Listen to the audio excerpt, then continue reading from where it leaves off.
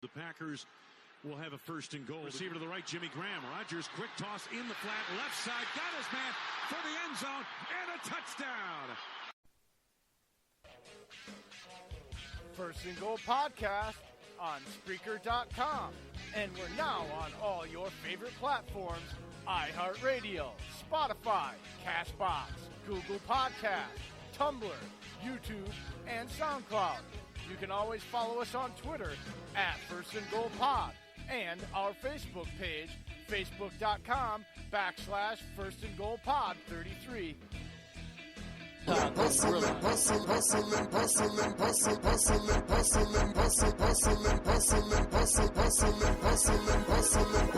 money, yeah. Every day I'm hustling.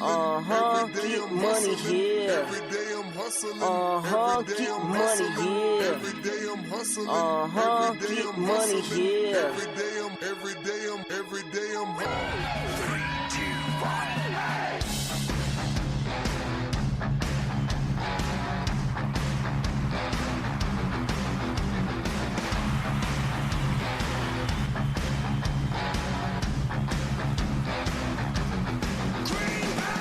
And welcome everybody to another live edition of First and Goal with me, your founder and producer, Jay in the UP, and your host with the most down in Georgia, Dave. What's going on, everybody? And guess what? We also want to say congratulations and a huge welcome back to Mr. Dillon Busby and Fantasy Files. Congratulations on tying the knot, Dillon. Oh, well, thank you very much. What's up, First and Goalers? What's up, Fantasy World? I'm back. He's back and better than ever.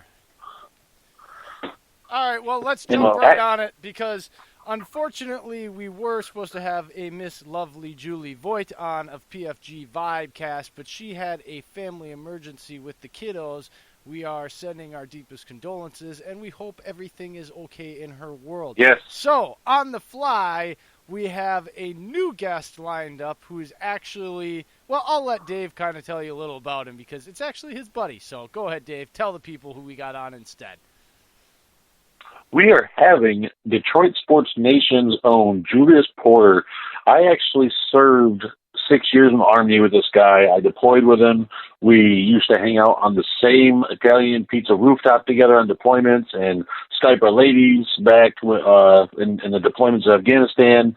I mean, this guy, I have his back 100% anywhere, anytime. He's a great guy. He knows his sports. He loves his Lions. I know the Lions, right? But, hey, you know what? Everyone's got their team, just like Dillon has his Eagles. But Julius is going to be a great guest. He knows what he's doing. He knows what he's talking about. And he's a paid writer, so he knows what he's talking about. So that is, and we have to thank him ahead of time, and we'll thank him again when he comes on, because he is literally on the fly taking his time without any notice to jump on with us tonight. So we appreciate that from him. So, that being said, we want to get to Dillon because I'm sure he's just all pent up. So, Dave, get going with the news updates. Oh, we got a biggie right off the bat. Dillon's own Eagles. I'm reading reports that Jadeveon Clowney is interested in going to the Eagles. I'm thinking, how could they do it? I know how. Howie Roseman is the devil because all these players sell their soul to him, and he just has control over everything among picking up players. I don't get it, guys. Jadeveon Clowney among Fletcher Cox, Malik Jackson, Derek Barnett, Brandon Graham, Zach Brown, it would be devastating. That front seven would be the best in football, and I'm saying it over the front seven of the Bears, which I fully respect. But if you put Jadeveon Clowney in there, and you have a fully rotational edge rusher on the outside with three guys, you're just keeping everybody fresh, and it just makes it monstrous. I can't believe that I read of all teams he wants to go to Philly. Like, that's going to give Carson Wentz his best defense he's ever had.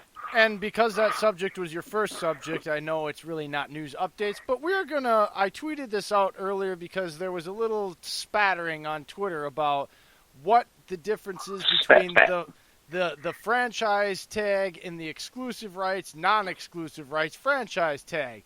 And I don't think some of these people understand it. So I Googled it and got it off of this website that explains it word for word off of the NFL rules and tweeted it out and still got blowback that, well, it doesn't matter. We're not talking about the same thing. If you are a non-exclusive franchise tag player, non-exclusive, you are able to negotiate like Jadeveon Clowney is to find other teams. If that team and you decide to agree to a contract, the other team you are franchised through can either match or if they decline, the signing of said contract to new team automatically forfeits 2 first-round picks. This does not apply for exclusive rights franchise players because they do not have the ability to negotiate with another team. The trade, therefore, is negotiated by said general manager or owner. Therefore, the compensation can be agreed upon without any ramifications. There is no agreeing upon non-exclusive rights franchise players. If they sign the damn contract, that contract automatically, by the rules, forfeits their next 2 available first-round picks. It's not rocket scientists. Don't argue with me. I didn't make this crap up. I found it. It's the way it's written. If you don't understand it, just please go somewhere else and find somebody else to argue with. I didn't make these rules. I'm not making the crap up. It is what it is. Thank you, Dave. We're not even 5 minutes into the show, and you're raising your voice. You, sir, need to take a Xanax. Good. You feel better now, Jay? Get off your chest. Well, it just irritates me. Like, come on. I wasn't the one even in this argument. It was originally you, Dave, on our feed, on our Twitter account, going. But it annoyed me because it's like, look, we're not making the rules up, man. Like, you're arguing with us about stuff we just know because we know the rules. Like, you don't have to like it, but please just understand we're not blowing smoke up your butt. That's not what we are about on this show, okay? It is the how and the why. That's what we did. If you don't like it, please go kick rocks and get off our feed. Thank you. Another big news out of nowhere, on Saturday night, the Colts starting quarterback Andrew Luck retired. It was out of nowhere. You didn't know this? Oh, wait, what was that? Please tell me you know what I'm talking about. Wait, Andrew Luck of the Colts, the guy who was doing 39 touchdowns last year? Yes, retired. He retired. It was Saturday night. Like, were you... I mean, I understand you were, like, consummating your marriage and everything, but, like, there had to be TV or internet wherever the hell you were. Please tell me you weren't under a rock, Dylan. Come on. Oh, no, I knew about this, but... Oh, God, you were scaring me for a minute. Throughout the football world. It is a shock. I mean, a lot of people know. I mean, the Colts organization knew about this over a month ago, and Irsay and the head coach in Reich knew about this. Ballard knew it, the GM. They all knew it. And they were trying to go ahead and have him go on IR rather than just give up his whole career, but he felt like he was done. He's mentally exhausted and physically exhausted as well, but mentally being the main part because all he's done the past 7 years is injury, rehab, pain, repeat. Injury, rehab, pain, repeat for almost 6-7 years straight. And it's sad to see because he was one heck of a quarterback. And I'm at least happy he went out on his own peace of mind because I didn't get to see some players do that on their own power. I mean, you're watching Cam Chancellor, Nick Collins, Michael Finley. They all had some sort of neck injury, and they had to be forced to retire, and they had such other long years in front of them. So to see Luck do that and be comfortable with it, and him having his new wife pregnant, I mean, he's got so much to look forward to, and I give him full props to have the bravery to go up there and go on retire like that. And the thing is, he was supposed to retire the next day. The Colts didn't want to do it on the day of the game. Some Colts employee some jerk leaked the information out there, and that's why Adam Schefter broke it. Because if he wasn't going to break it, he wasn't going to be the first to do it. Yeah, so you guys can't blame Adam Schefter. Yeah, stop blaming Adam Schefter for doing his job. The problem is, like Dave just said, whoever was in the front offices, they tell these guys no all the time, or they don't know, or don't pick up the phone. Don't blame the messenger. It's not Adam Schefter's fault. If he wouldn't have done it, it would have been Ian Rappaport or some other rival person, and he could have gotten himself in trouble. He's doing his job. The issue here is whoever this was in the Colts, they need to lose their job. It was completely disrespectful. And just let me say this quick, Dave. I completely commend Andrew Luck for being courageous enough to admit at this point in his life he is not defined by football, and therefore it is not joyful anymore. It is taking joy out of his life, and therefore he is walking away. I fully believe that within 2 years he will be back because he's young enough, but it is completely and absolutely a courageous thing he did. And anybody that doesn't think so, get your ass out on the field and do what he did and go what he went through, and then tell me how you feel. There's only one issue. He played with a lacerated kidney and pissed blood after the game and played the whole game. Yeah, there's an issue here. That's a warrior. There's also the bigger issue here is you people out there, your keyboard warriors, your ass ain't talented enough to go do what he did, so you need to just shut your mouth and back off, okay? You have no idea. None. Zero. And it's very You're sickening. just making all kinds of friends tonight, aren't you? Well, because you know what? it's the damn truth. It's sickening. All right? It is. I can tell how angry you're getting. It's firing me up.